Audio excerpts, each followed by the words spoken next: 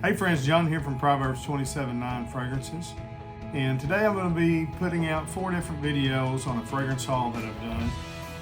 But I'm going to do each fragrance in its own video. But the fragrances are M7, Bentley Absolute, Bentley Premier Absolute, Michael Kors Extreme Journey, and Guerlain Habit Rouge Lansing. So if you would go ahead and make sure you like the video, subscribe to the channel, and make sure you got the notifications on. That way you're notified every time we upload this sweet smelling fragrance related content. So video 1, going to be doing M7 by YSL. Yves Saint Laurent is a company that is very popular in the fragrance industry. Many people's favorite fragrance house. For some reason, I've never been attracted to their fragrances. The only 2 that I own currently are YSL Y, the EDT. They're kind of original one in that line, which smells like every light blue fragrance on the market. And I can't remember if this one this was one of the, I think one of the earliest light blue ones. But if you got light blue, or if you got Versace Pour Homme, or 10 different other fragrances, or YSL Y, they're all basically the same with just minor emphases on different aspects, but they smell good. I do have a vintage bottle of one of their most popular men's releases, Opium. In fact, I think Opium was their first release for a man. Not 100% sure, I don't remember at the moment, but Opium is a very unique fragrance. Not something that most people would be able to wear nowadays, but pretty cool. But those are the only 2 that I own. But for some reason, M7 has always stuck out to me as one that I might be interested in. I know it is an oud-based fragrance. It was the second fragrance brought to you by Tom Ford when he was the creative director at Yves Saint Laurent. Who else he worked for? Maybe Gucci as well. And then, of course, left to start his own company. It's called M7. Originally, I thought, was that like Magnificent Seven?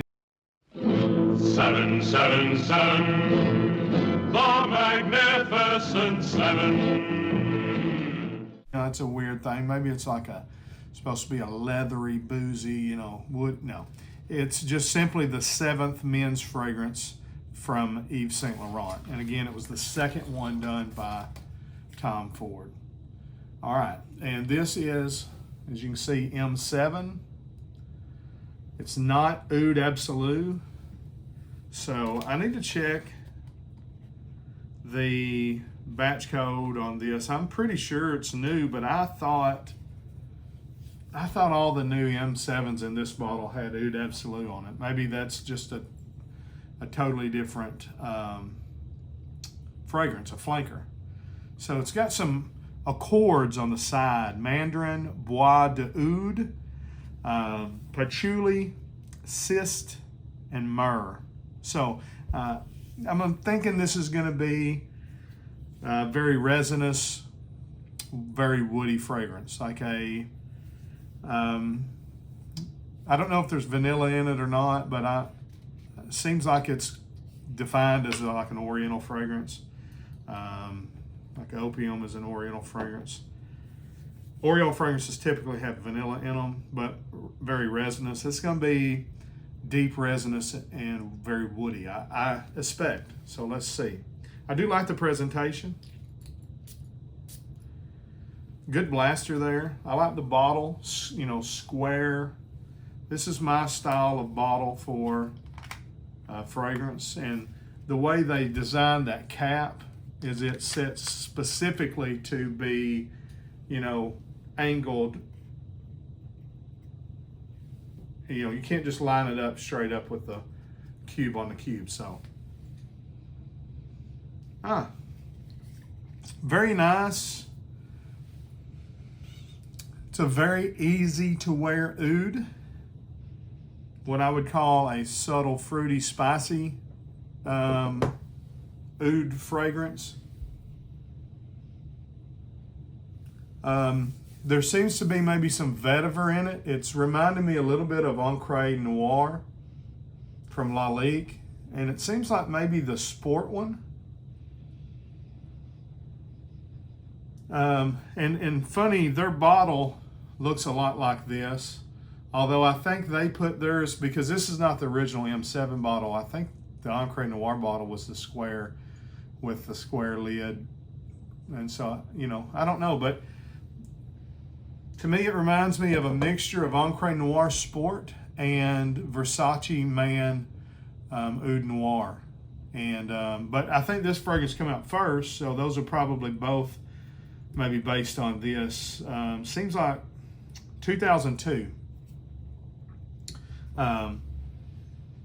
So on the top, there's said mandarin. Yeah, there's some fruity, citrusy, but not like, again, not like lemony, bergamoty, more juicy kind of sweet orange, almost more of the orange peel, the way it's coming across. Again, I said juicy, but I really didn't mean that, because this is a very dry fragrance.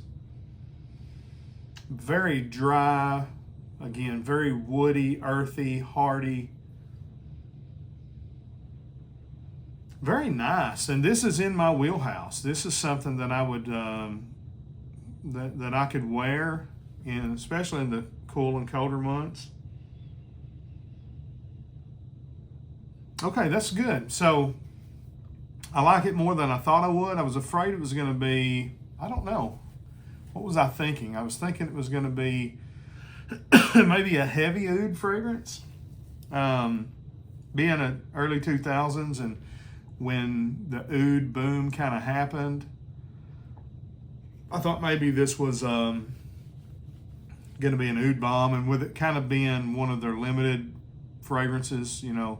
But to me, it's very, very nice. The reason why it's probably not mass appealing is there's nothing really vibrant in it. It just smells good. It smells like the dry down of a really good fragrance. And so I say that to say that if this was redone or made today, it would have a lot more top end than it does, but it does have that classic early 2000s vibe to it, for a fragrance in this wheelhouse. Again, not a mass produced, mass appealing fragrance, but more of a classy, dressed up. You know, this is not, I mean, you could wear it with anything, but this is probably meant a little more for evening wear. You know, a jacket with a polo under it or something like that. You're going to a business meeting, maybe a date, maybe a wedding. But I feel like it could be dressed down as well. It'd probably go good with a leather jacket and a white t-shirt. But anyways, my thoughts on Yves Saint Laurent M7 initially, first impression, 2 thumbs up for me. I like it. I like it a lot. So if you would, let me know what you think about this fragrance, how the new compares to the old, anything like that. Make sure you like, subscribe, do all those things. Till we see it on the road, I say God bless. Frag on, frag fam.